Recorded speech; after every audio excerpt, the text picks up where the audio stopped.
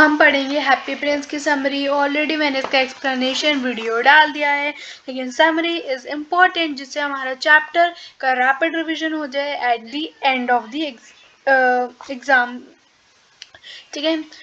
सो देखो, ये बेसिकली एक हैप्पी प्रिंस की बात है। एक टाउन में एक हैप्पी प्रिंस रहता था।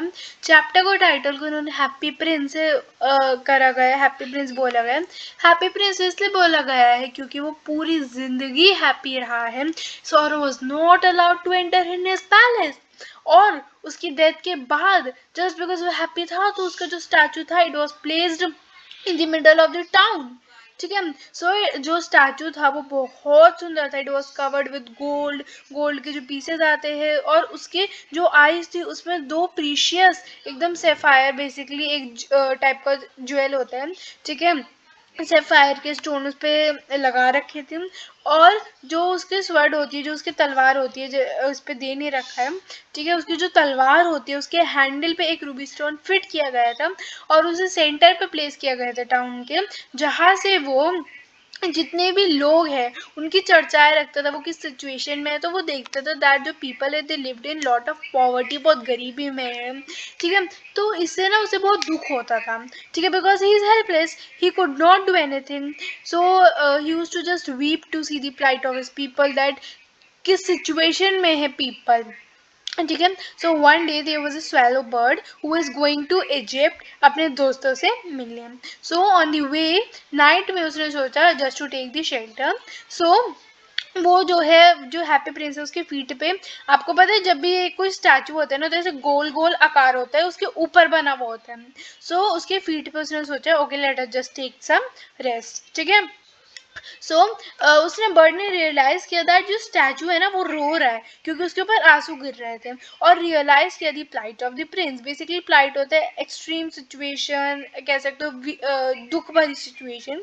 सो जो हेल्पलेस प्रिंस है उसने अपनी घटना जो थी क्या क्या हो रहा है स्वेलो को बताई और रिक्वेस्ट किया बर्ड को कि प्लीज तुम मेरा मैसेंजर बन जाओ एक रात के लिए। सो स्वेलो बर्ड ने मना कर दिया कि मुझे अगले दिन निकलना है, मुझे अपने दोस्तों से मिलना है, दे आर वेटिंग।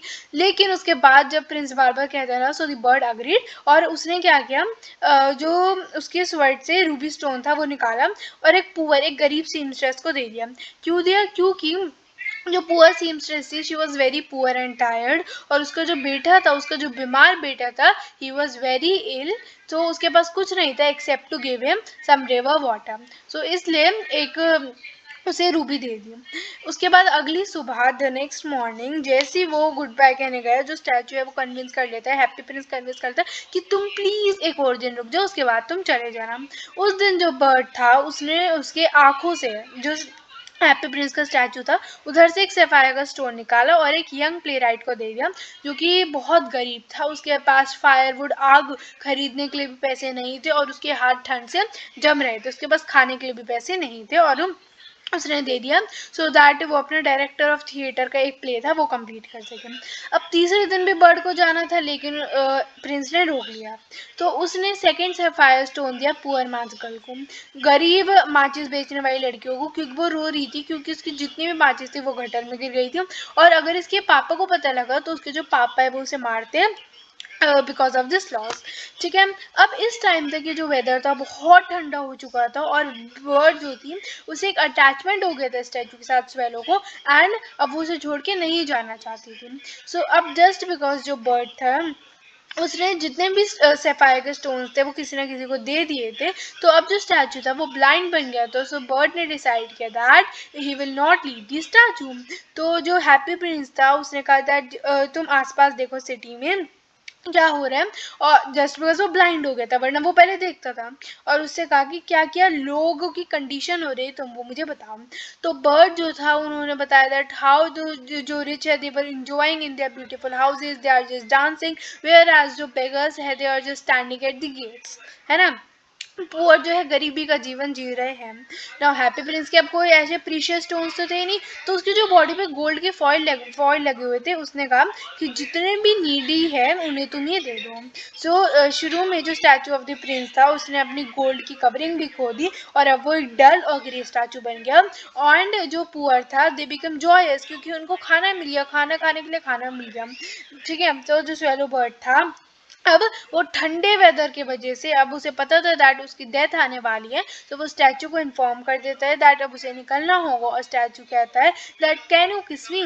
सो जैसे ही बर्ड जो मर जाता है स्टैचू के फीट पे, तो एक ऑल्दो उसका जो हार्ट था वो लेडन से बना हुआ था, लेकिन उसका जो स्टैचू का हार्ट था वो टूट गया था। अब जो स्टैचू का हार्ट था वो लेड से बना हुआ था, इट ब्रोक, ठीक है ना। जो स्टैचू था जब उसे स्टैचू को जब फर्नेस में मेल्ट किया गया, जहाँ मेल्ट करते हैं, तो उसका जो हार्ट था वो मेल्ट हुआ नहीं और उसे गार्बेज में फेंक दिया गया। अब जो उसका स्वेलो की बॉडी थी और उसका जो हार्ट था वो एक साथ थे, एक साथ साइड बाय साइड थे, और गॉड ने कहा था, भगवान जी ने कहा था अपने एंजल से कि इस सिटी में से, इस टाउन में से टू प्रीशियस थिंग्स लेके आनी है। सो गॉड की एंजल प्रीशियस थिंग के नाम पे एक डेड स्वेलो बर्ड लेके आए, और जो हैप्पी प्रिंस का ब्रोकन लेडन हार्ट था वो लेके आए। ठीक है, होप भी आपको चैप्टर समझ में आया हो। अगर अच्छी लगी है वीडियो तो लाइक करना और चैनल को सब्सक्राइब कर देना। डिस्क्रिप्शन में आपको मिल जाएगा इसका फुल चैप्टर एक्सप्लेनेशन का लिंक।